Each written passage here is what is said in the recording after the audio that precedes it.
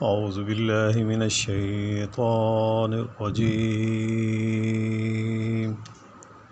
بسم اللہ الرحمن الرحیم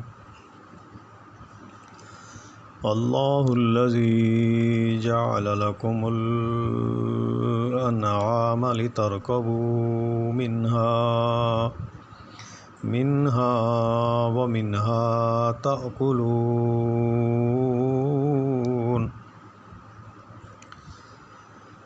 ولكم فيها منافع ولتبلغوا عليها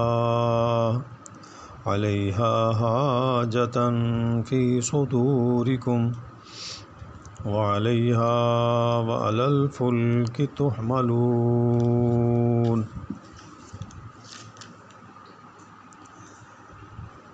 اللہ وہ ہے جس نے تمہارے لیے چوپاہے پیدا کیے جن میں سے بعض پر تم سوار ہوتے ہو اور بعض کو تم کھاتے ہو، اور بھی تمہارے لیے ان میں بہت سے نفع ہیں، اور تاکہ اپنے سینوں میں چھپی ہوئی حاجتوں کو اپنی سواری کر کے تم حاصل کر سکو، اور ان چوپاؤں پر اور کشتیوں پر سوار کیے جاتے ہو۔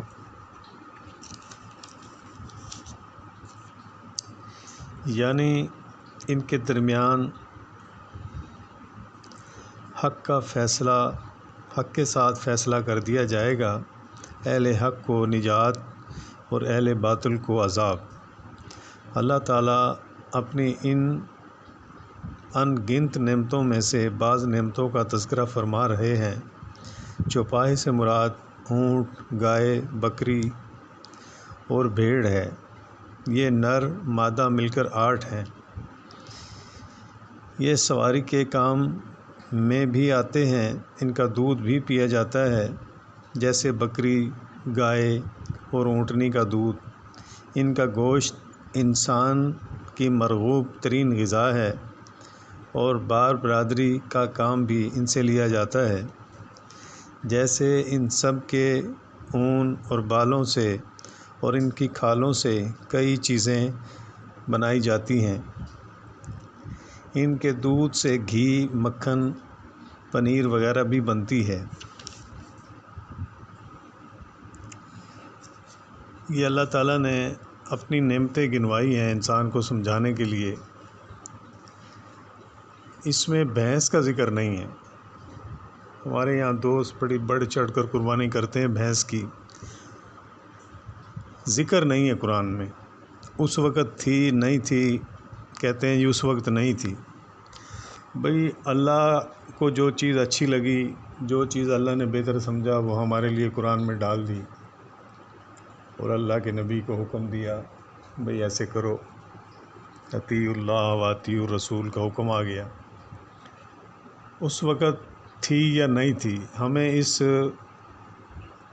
ڈیٹیل میں، اس تفصیل میں جاننے کی ضرورت نہیں ہے۔ ہم نے اللہ کے نبی صلی اللہ علیہ وسلم کے حکم پر عمل کرنا ہے، اور اللہ کے نبی اور اللہ کے حکم پر عمل کرنا ہے۔ تو سیدھی یہ جو جانور کے نام لیے گئے ہیں، بکری، بکرا، اونٹ، اونٹنی، دمبا، بھیڑ، گائے، اور اس کا وہ بیل جو ہے، بل، یہ 8 جانوروں کا نام ہے، 2-3 جگہ ہے قرآن مجید میں۔ اب اس کو آپ قربانی کرو، جو حکم ہے، آپ کو اجر بھی ملے، ثواب بھی ملے۔ اب ایک جانور کا نام نہیں ہے، کچھ ساتھی کہتے ہیں جی اس وقت نہیں تھا۔ بھئی ہم نے ادھر جانے کی ضرورت نہیں ہے، ہم نے صرف اللہ کا حکم ماننا ہے، اپنا ثواب پورا کرنا ہے۔ تو میرا تو ذاتی مشورہ یہ ہے کہ یہ 8 جانور بہت ہیں ہمارے لیے قربانی کے لیے۔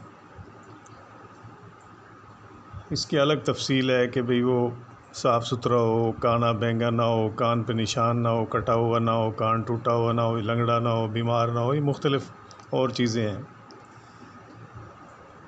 تو اگر اللہ کے لیے خوش کرنے کی، اللہ کی خوشنودی کے لیے کوئی کام کرنا ہے تو بھائیو وہ تو یہی ہے کہ اللہ کے رسول صلی اللہ علیہ وسلم کی بات مانی جائے، ورنہ تو عبد القادر جیلانی سے بھی تو لوگوں نے کشتی نکلوائی ہے، سراسر جھوٹ۔